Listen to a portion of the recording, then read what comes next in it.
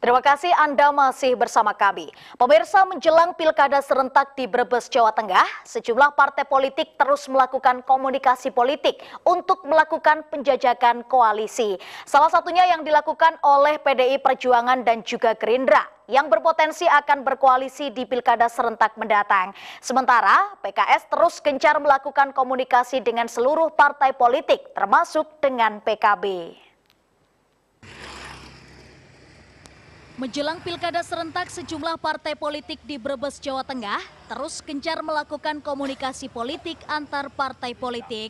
Partai politik terus melakukan penjajakan agar bisa membangun koalisi yang pas dalam mengusung pasangan calon yang akan maju di pemilihan Bupati dan Wakil Bupati Brebes di pilkada serentak November mendatang. Salah satunya dilakukan oleh PDIP dan juga Partai Gerindra yang dalam pemilu 2024 lalu keduanya sebagai partai politik pemenang dan kedua partai tersebut mendapatkan perolehan kursi terbanyak di DPRD Kabupaten Brebes. Dari hasil pertemuan yang digelar di kantor DPC PDIP, kedua partai politik ini berpotensi besar untuk melakukan koalisi. Meskipun kedua pengurus pusat partai politik belum memastikan siapa yang akan mendapatkan rekomendasi di bursa pilkada mendatang. Bangun silaturahmi, komunikasi politik biasa. Apa ada wacana untuk melakukan koalisi? Semuanya kemungkinan bisa terjadi, tapi kami tetap menunggu perintah dari DPP.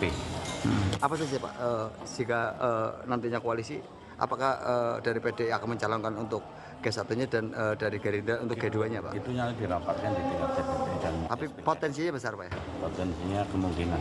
Oke, siap. Selain ke PDI kemana lagi? Nanti semua partai kami silaturahmi untuk menjalin komunikasi. Hal yang sama juga dilakukan oleh Partai Keadilan Sejahtera atau PKS. PKS Brebes terus gencar untuk melakukan komunikasi ke semua partai politik dengan mendatangi pimpinan partai politik lainnya, termasuk untuk menjalin komunikasi dengan petinggi Partai Kebangkitan Bangsa atau PKB di wilayah Kabupaten Brebes. Ya, proses pilkada kan masih masih berjalan. Pendaftaran tanggal 27 Agustus. Dan saat ini belum ada satu partai pun atau gabungan partai yang mendeklarasikan diri untuk mengusung pasangan calon. Karena itu dalam rangka menuju ke sana, PKS yang hanya memiliki 4 kursi ya sekarang membangun komunikasi dengan semua partai.